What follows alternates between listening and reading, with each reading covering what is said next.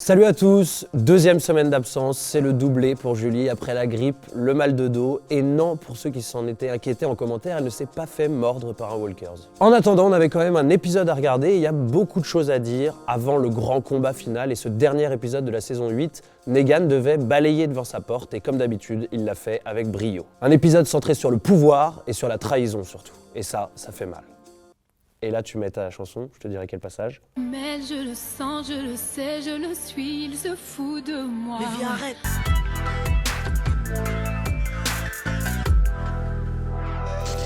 Comme chaque semaine, je vous invite à checker le lien en description. Ça vous permettra d'aller tester l'application Molotov TV. Hier, en bon camarade, je suis allé voir Julie qui était en PLS dans son lit, dos bloqué, impossible de bouger. Elle a pu voir Les Indestructibles 1 grâce à ça, en attendant le 2 qui s'annonce juste incroyable. Maintenant, revenons à nos moutons et à l'épisode 15 de cette saison 8 de The Walking Dead. Tout de suite, le meilleur de l'after. Comme on pouvait s'y attendre et comme on l'avait dit dans l'analyse du trailer de cet épisode 15, une grande partie de l'épisode est centrée autour du sanctuaire et tout ce qui se passe autour de Negan et de ses lieutenants. Ça tombe bien parce que c'est de loin la partie la plus intéressante de cet épisode, alors qu'à côté, on a vraiment des choses vachement nulles, mais j'en parlerai tout à l'heure. Pour le temps d'un épisode, The Walking Dead s'est transformé en quelque sorte en House of Cards post-apocalyptique puisque on a une sorte de jeu de pouvoir entre Negan qui revient au bercail et ses deux lieutenants qui chacun à leur manière ont trahi le Big Boss. On a d'abord le traître le plus évident, parce que celui qui est le plus bourrin, le moins discret, c'est bien évidemment Simon, qui a profité de ce petit contretemps pour Negan pour prendre le pouvoir du sanctuaire et essayer de mener une fronde au cas où Negan reviendrait, il aurait les rênes du sanctuaire. Pour ceux qui n'avaient pas compris, c'est ce qu'on voit très rapidement dans l'épisode, dans cette discussion mythique entre Gregory et Simon. À notre grande surprise d'ailleurs, on redécouvre Gregory. Certains avaient dit que c'était un peu le passager mystérieux de Negan dans cette voiture. Et ben non, en fait, il s'est retrouvé comme ça, il s'est enfui avec les autres prisonniers, mais lui a réussi à revenir au sanctuaire. Et donc dans cette discussion, Simon est très cash, il lui dit maintenant c'est moi le chef, t'inquiète, on va gérer ça comme il faut et ça va rouler tout seul. Gregory lui s'affirme, c'est la première fois qu'il montre un petit peu de caractère d'ailleurs. Il lui dit « je suis l'agnac, je suis le mec qui a survécu, etc. » Passage assez intéressant sur le personnage de Gregory, mais qui malheureusement, on le verra par la suite, sera un petit peu inutile. Mais bien entendu, tout ça c'était sans compter avec le retour de Negan. Negan qui est rentré en catimini, qui n'a pas voulu le dire, pour réserver ses petites surprises à la fois à Dwight et à la fois à Simon. Simon est le premier qui se retrouve un peu la queue entre les jambes. Il se retrouve à devoir s'excuser publiquement devant tout le monde, à se mettre à genoux, quelque chose qu'il déteste. Quelque chose qu'il en a marre de faire, et là il est vraiment humilié. On a d'ailleurs un petit dialogue qui est hyper intéressant puisque ils évoquent, un peu sous forme de flashback, on voit pas les images, mais le moment où ces deux personnages se sont alliés pour prendre le pouvoir du sanctuaire. On apprend, on s'en doutait, mais cette fois on a la confirmation que c'est Simon qui est responsable du massacre de tous les hommes d'Oceanside. Vous savez, ces espèces d'Amazones là que Aaron essaye de convaincre dans la jungle. Il les a massacrés, il s'est comporté comme un psychopathe, exactement comme il l'a fait avec la population des Garbage Kids. Et c'est là où Negan lui a dit « D'ailleurs, j'avais pas très confiance en toi. Comment confier le pouvoir à quelqu'un qui est complètement fou, qui est un psychopathe ?» Et c'est pour ça que j'ai pris les rênes. Donc on comprend que très rapidement, il y a eu une sorte de pouvoir qui s'est affirmé de Negan sur Simon. Et c'est pour ça que Simon, aujourd'hui, a gravement le seum. C'est d'ailleurs de manière très surprenante et un peu comme un aveu qui s'est répété ces derniers épisodes, un peu un aveu de faiblesse que j'ai pas très bien compris.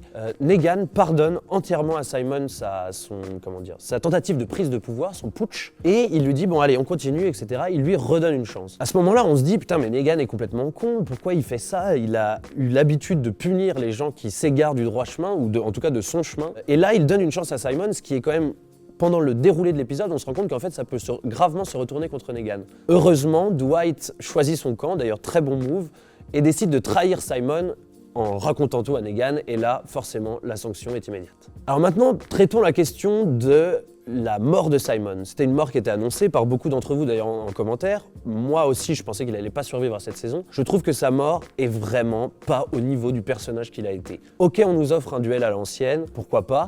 Ça manque de spectacle, il n'y a aucun suspense, ça dure 30 secondes. Je trouve que c'est vraiment une scène qui est gâchée. C'est une des seules scènes ratées du sanctuaire de cet épisode.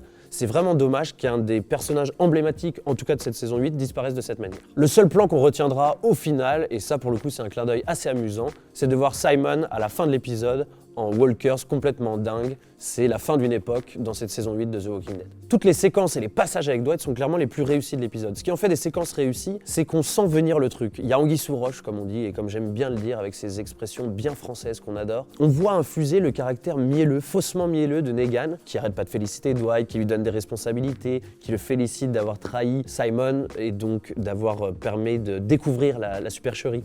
Il fait plein de gestes envers lui et tu sens qu'il y a une galère. Et moi, je l'avais dit dès la semaine dernière, c'était forcément Laura qui était montée dans cette voiture et donc qui avait révélé toute la vérité à Negan, que Dwight était en fait le plus gros traître du sanctuaire. Alors tout au long de l'épisode, on jongle entre deux sentiments. Parfois, on se dit, ok, Negan est de plus en plus, naïf, de plus en plus con. Il pardonne à Simon, il n'a pas vu la supercherie de Dwight. Il donne des secondes chances à chaque fois et ça va lui coûter cher. Et puis, d'un autre côté, comme je l'ai dit, on peut pas s'empêcher de dire, ouais, il a un coup d'avance, c'est pas possible. Là, tout son caractère est faux et il est en train de nous réserver une surprise. Ce qui fait que quand Dwight joue sa carte maîtresse, en gros en donnant le plan à Gregory et en lui disant vite va révéler tout le plan de Negan à Rick, on se dit putain c'est trop bien joué, c'est peut-être ça qui va faire basculer la guerre. Et quand il y a le dernier twist final en disant en fait voilà merci Dwight, c'est Negan qui lui annonce ça, grâce à toi j'ai fait le piège fatal pour Rick et toute sa bande, en leur annonçant un faux plan que toi-même tu leur as donné. Ça, c'est plutôt bien réussi et ça montre à quel point Dwight jouait sur un fil et que là, il a perdu.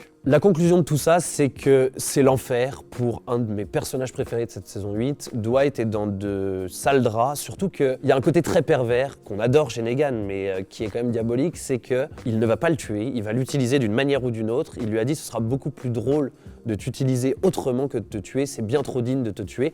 Donc ça va clairement être un épisode 16 très très compliqué pour Dwight Tooney. En conclusion, toute cette partie sur le sanctuaire, les jeux de pouvoir, de trahison, etc. était plutôt intéressante, plutôt bien réalisée. Il y avait des vrais rebondissements, des vrais twists et c'était une sorte de grand ménage de printemps avant cet épisode 16. Il fallait que Negan arrange toutes ces choses à l'intérieur avant de pouvoir mener le combat contre Rick et ça c'était vraiment la partie la plus intéressante. Heureusement que c'était la partie qui prenait le plus de temps dans cet épisode parce que le reste on va en parler maintenant et là c'est cata. Alors on a deux autres parties dans cet épisode qui sont pour moi vraiment catastrophiques. Pour deux raisons, elles sont profondément ennuyeuses, on a vraiment des longueurs, puis elles sont même énervantes parce que mal réalisées et what the fuck parfois. La première partie, c'est Aaron. On l'avait vu dans le trailer, j'avais dit que moi personnellement ça ne m'intéresse pas. Je vois toujours pas pourquoi cet arc narratif est exploré. C'est donc Aaron qui s'est déguisé un peu en pèlerin, qui est déterminé à vivre dans la forêt et à montrer, je sais pas quoi, son courage ou je ne sais quoi aux meufs d'Oceanside pour les convaincre d'aller combattre à leur côté contre Negan, qui était un peu l'oppresseur et celui qui a tué tous leurs maris. Cette partie-là, cet arc narratif est tellement mal amené que Aaron lui-même est obligé d'expliquer,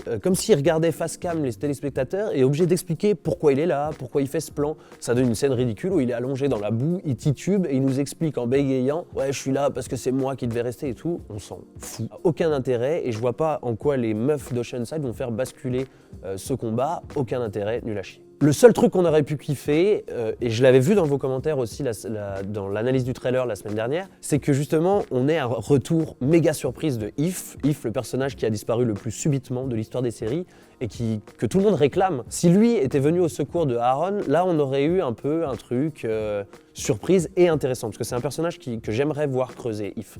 Mais là, on n'a rien et du coup, on est deg. Et puis la troisième partie. Alors là, la troisième partie, c'est pareil. C'était ultra prometteur. C'était une bonne idée. Comme j'en parlais la semaine dernière, The Walking Dead est spécialiste pour avoir des très bonnes idées et parfois les gâcher avec une mauvaise réalisation. Là, c'est exactement ce qui se passe avec l'arc narratif d'Eugène, et donc ce qui est devenu le Bullet Maker, et de Daryl et Rosita qui sont censés le capturer, en tout cas le tuer, il l'avait annoncé dans l'épisode précédent, pour arrêter cette trahison qu'il est en train de mener à bien, et donc il est en train de faire basculer clairement les chances de Negan. Comme depuis quelques épisodes, Eugène, l'acteur en tout cas qui joue Eugène, a vraiment basculé pour moi dans le ridicule. C'était un mec que j'aimais bien le côté je parle hyper soutenu, je suis un peu autiste, je suis dans mon monde, je suis hyper intelligent mais je suis fermé sur les autres. Là il en fait trop, il joue trop, il fait le petit dictateur un peu ridicule. C'est peut-être lié au personnage, c'est peut-être que je me trompe et peut-être que c'est bien fait parce qu'on en vient à vraiment détester le personnage. Il essaye de se donner un faux pouvoir et de contrôler les autres. Et ça, pour le coup, putain, tu le vois à l'écran, t'en as ras le cul. Au moment où t'en as le plus marre, t'as une petite surprise, un petit côté haletant, t'as Daryl et Rosita qui donc le prennent en otage et décident de le ramener à la colline. Enfin, je pense que c'est ça le but ultime. Pour justement l'utiliser exactement comme Negan l'utilise. Ça, c'est assez intelligent. On se dit, ok, bon voilà, ils vont devoir peut-être affronter quelques obstacles avant de le ramener en vie à la colline. Et là, patatras. Là, il se passe peut-être le plan le plus what the fuck de toute cette saison 8. Eugène décide d'utiliser la technique du vomi. Une technique que je sais même pas comment le scénariste s'est dit. Trop bonne idée et tout pour s'échapper. Il va vomir sur Rosita et ça va faire une sorte de diversion. Il va se mettre à courir. J'ai trouvé ça hallucinant. Ça montre un manque d'idées qui est quand même cruel. Et ça m'a rappelé, moi qui jouais beaucoup à Mortal Kombat, il y avait un des mecs, je me souviens plus son nom, sa technique c'était de vomir sur les gens pour les faire glisser et après il les défonçait. Enfin, c'est des trucs complètement loufoques. Et pourquoi vous avez fait ça? Alors ça, j'ai vraiment pas compris. Ça fait The Walking Dead qui assume d'être une sitcom ou une série Z qui parfois part complètement en couille sans aucune raison. C'est exactement ce qui s'est passé là. Et puis que ce soit la raison de la libération d'Eugène, le mec se barre, etc. Daryl et Rosita, ils sont nuls, ils le perdent en 4 secondes, l'autre il est caché. Franchement, ça c'est se foutre de notre gueule. Et ils ont démarré un arc narratif, ils ont allumé une mèche qu'on trouvait cool. Et ils gâchent tout comme souvent, et c'est bien dommage. Il y a quand même quelque chose d'assez intéressant là-dedans, c'est que scénaristiquement, malgré tout l'enrobage dégueulasse qu'il y a autour, on se rend compte que Eugène est peut-être la pièce maîtresse du puzzle et le truc qui, au final, fera tout basculer. Il y a beaucoup de clins d'œil, je l'avais dit dans l'analyse du trailer, ce gros plan sur la balle qui a mal été réalisé par Gabriel et qui donc explosera. C'est Eugène lui-même qui le dit, ça explosera dans le gun. Tout ça, plus le côté, vous regarderez bien, il répète cette phrase que lui dit Rosita. Rosita lui dit t'es pathétique ou je sais pas quoi, et il la répète en fabriquant les balles, etc., en disant ouais, on va essayer de pas être pathétique ou je ne sais quoi. C'est comme si il avait eu un éclair de génie d'un coup et il se disait vas-y, il faut en fait que je fasse un coup d'éclat et que je me fasse remarquer au nom de tout le monde et que j'éclate aux yeux de tout le monde comme un héros ou comme quelqu'un d'autre ou quelqu'un d'important en tout cas. Je pense qu'on n'est pas à l'abri d'une autre surprise avec Eugène, d'un autre twist et de quelque chose de différent. Donc comme d'habitude, le schéma se répète avec la série The Walking Dead. On est dans un enchaînement de bonnes idées qui sont mal réalisées et ce côté d'Eugène qui arrête pas de répéter on va changer le destin des sauveurs, c'est hyper intéressant, mais la manière dont c'est amené au niveau de la réal et du scénario, ça gâche tout. Et puis je voulais terminer par les lettres de Carl qui sont un peu comme un fil rouge, on l'avait déjà dit, mais aussi un teasing de cet épisode final. En effet, l'épisode 15, donc l'avant-dernier, s'ouvre et se termine par la lecture d'une lettre. Il s'ouvre avec le visage de Rick en pleurs qui découvre la lettre de son fils et qui peu à peu commence à basculer, ou en tout cas on le voit sombrer dans l'émotion et à réfléchir aux propos de son fils. Et puis l'épisode se termine par l'inverse, c'est-à-dire c'est Michonne qui, à l'aide du Toki, lit la lettre de Carl à Negan. Et là, on est dans un message qui ne passe plus, qui est bloqué. Alors qu'avant, l'enchaînement de tout ce qui s'est passé a achevé de convaincre Negan qu'en fait la force était peut-être la meilleure solution et qu'il fallait absolument massacrer tout le monde pour arriver à une sorte de fresh start et de repartir à zéro. C'est un peu comme s'il y avait eu un inversement des rôles en fait. On se souvient qu'il y a quelques épisodes, Rick était hyper obstiné, il voulait absolument pas entendre parler de paix ou de je ne sais quoi, il voulait vraiment du sang, il réclamait du sang. Et à l'inverse, Negan semblait plus sensible aux propos et à la mort même de Carl. Et là, on a l'impression que ça s'est inversé, Rick pourrait faillir et peut-être qu'il pourrait tendre sa main à Negan. Et à l'inverse, Negan, lui, n'a pas l'air du tout prêt à ça. Maintenant, il a envie de tourner cette page et de massacrer tout Rick et toute son équipe. Avec cet épisode 15, on est en fait face à un épisode qui fait un peu le grand écart entre du très bon, c'est ce qu'il y a certaines scènes du Sanctuaire qui sont vraiment très bien, et du très très mauvais, et je pense surtout à Aaron et Oceanside. On alterne entre des bonnes idées mal réalisées, des bonnes idées bien réalisées, et du totalement what the fuck et dégueulasse. Donc ça fait un gros globi-boulga, c'est pas facile à dire, un gros globi-boulga qui est, comme d'habitude chez Walking Dead, on sait pas comment on ressort d'un épisode, on est partagé entre des bons moments et des moments juste atroces. Le bon point, le vrai bon point que je ressors de cet épisode 15, c'est que, et globalement de cette deuxième partie de saison 8, c'est que tout a été plutôt bien amené pour nous servir un final royal, et c'est ce qu'on espère la semaine prochaine. Alors pour cet épisode, mon MVP c'est clairement Dwight, je l'ai déjà mis 1000 fois je pense, mais c'est pour moi le personnage qui tient le plus la route de tout l'univers de Walking Dead en ce moment. Il est complexe, il a un jeu d'acteur, il est servi par un jeu d'acteur qui est vraiment quali. Toutes les intrigues qui tournent autour de Dwight nous offrent des bons moments dans la série The Walking Dead, et c'est aussi comme ça qu'on décrit un bon personnage, et c'est pour ça que j'ai envie de féliciter Dwight. J'aurais pu mettre Simon pour lui faire un petit ciao, mais c'est Dwight clairement qui remporte les suffrages parce qu'il est au-dessus du lot.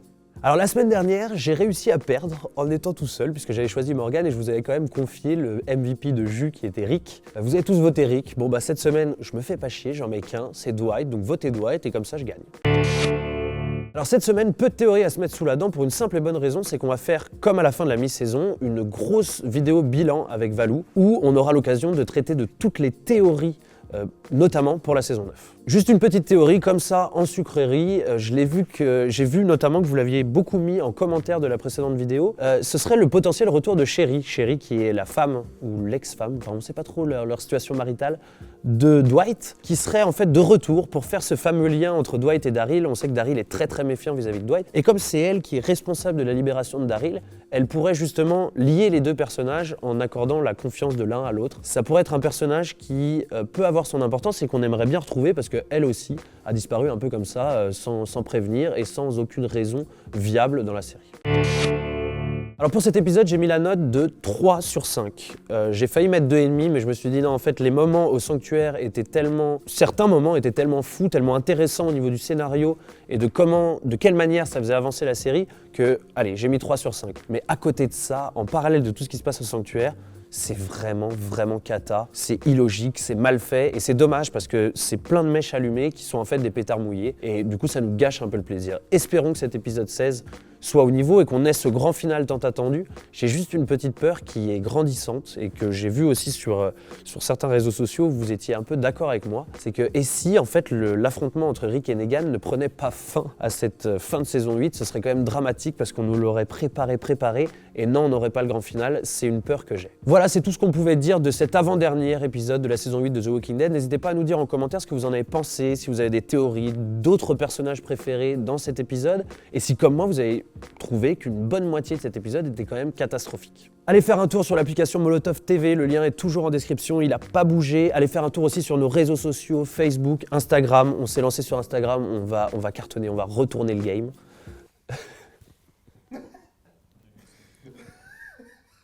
Envoyez-nous de l'amour, des likes, des commentaires, partagez, abonnez-vous, on se retrouve très bientôt. Ciao!